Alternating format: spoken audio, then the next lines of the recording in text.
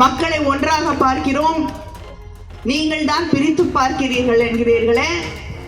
நம்பிக்கை இருக்கக்கூடிய கோயிலுக்குள்ளே செல்ல வேண்டும் என்று நினைக்கக்கூடிய இந்துக்களை, அது எந்த ஜாதியாக இருந்தாலும், ஆணாக இருக்கட்டும் பெண்ணாக இருக்கட்டும், எந்த வித்தியாசமும் இல்லாமல் கோயிலின் கருவறைக்குள்ளே உங்களால் விட முடியுமா?